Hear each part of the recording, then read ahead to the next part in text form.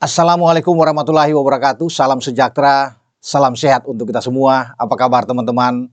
Semoga dalam keadaan baik-baik saja bersama seluruh keluarga teman-teman dimanapun teman-teman berada. Dan kali ini saya akan berbicara soal Prancis, Argentina yang akan bertarung nantinya pada hari Rabu atau 17 Juni 2026. Prancis bergabung di grup I akan bertarung melawan Senegal, sang kuda hitam, Sadio Mane dan kawan-kawan. Kemudian nanti di grup yang sama Irak akan berhadapan dengan Norwegia. Norwegia hadir penuh kejutan dari Eropa. Erling Haaland dan kawan-kawan akan mencoba peruntungan mereka untuk bisa terus melaju ke fase gugur. Dan ini pertandingan pertama tentunya yang selalu akan sulit. Kita akan tunggu nantinya apakah Prancis mampu bisa mendulang 3 poin menghadapi Senegal dan Norwegia. Apakah bisa juga melewati Irak? Karena kita tahu tim-tim dari Asia terus unjuk gigi. Ya, kemarin Jepang memaksa Belanda bermain imbang 2-2. Jadi tetap mempertahankan bagaimana kualitas Asia yang berkibar di Piala Dunia 2026 dan sudah diawali dengan Korea Selatan mengalahkan Republik Ceko. Kemudian Qatar menahan imbang Swiss, itu suatu hal yang luar biasa, disusul dengan bagaimana Australia bisa menghantam Turki dengan 2 gol.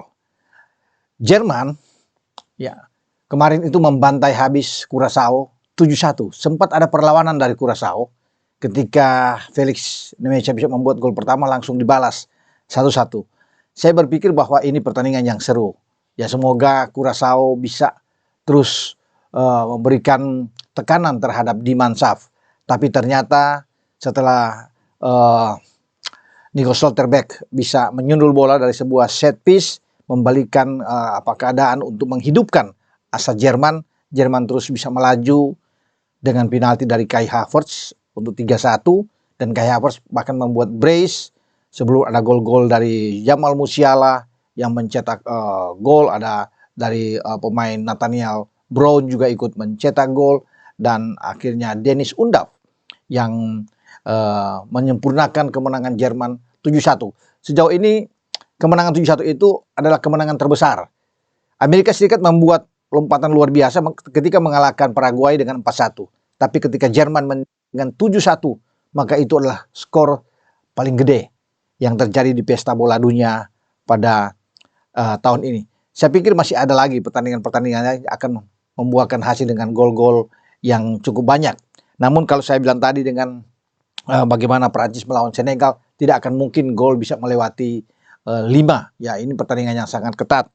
Demikian juga dengan Norwegia dan Irak. Ini juga walaupun Norwegia lebih diunggulkan, tapi Irak pasti akan memberikan perlawanan untuk mencegah jangan sampai terjadinya pesta gol di gawang Frank Putros dan kawan-kawan. Nah, kita tahu bahwa Irak ini memiliki seorang pemain dari Persib Bandung, Frank Putros. Apakah juga dia akan dimainkan nantinya oleh Graham Arnold? Nah, kita akan menantikan momen penting bagi Frank Putros untuk berlaga di pesta bola dunia. Brasil ya yang juga difavoritkan tertahan dari Maroko. Jadi itu kejutan-kejutan yang kita bisa lihat. Tapi kalau bicara dengan Maroko yang bisa menahan imbang, wajar. Maroko 4 tahun lalu di Qatar, mereka membuat juga ledakan besar dengan masuk ke semifinal. Dan sebagai tim Afrika pertama yang lolos ke babak semifinal, mereka tentunya ingin melakukan hal yang sama. Afrika bisa juga membuat kejutan-kejutan di Piala Dunia kali ini karena tampil dengan wakil-wakil yang luar biasa. Saya sudah bilang selain Maroko ada Senegal, mereka punya Tanjung Verde yang baik. Kemudian kita ada Tunisia, ada Aljazair, tapi satu tim seperti Afrika Selatan sudah tumbang lebih awal.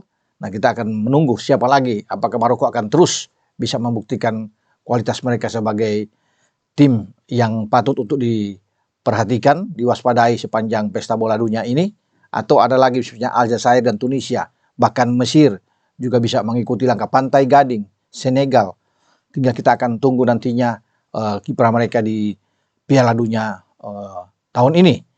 Dan sambil menanti kejutan-kejutan, tetap saya pikir Piala Dunia kali ini akan didominasi oleh tim-tim unggulan. Ya, memang di awal-awal banyak yang tersendat, tetapi kita bisa melihat dengan kemenangan Jerman 7-1 atas Kurasaw, saya kira Jerman perlu untuk diperhatikan di samping juara bertahan Argentina, juga Perancis, Spanyol, ya Inggris dan Brasil yang pernah menjadi juara dunia.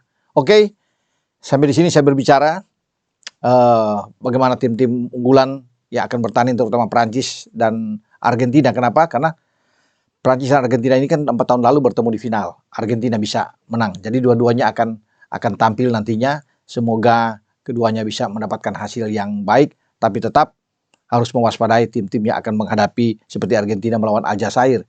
Ini tidak akan mudah bagi Lionel Messi dan kawan-kawan untuk bisa mengalahkan dengan telak Aljazair.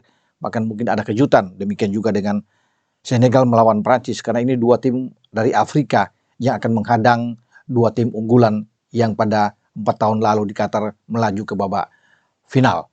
Oke, sampai di sini dengan saya Bung Ropan. Wassalam. Ciao.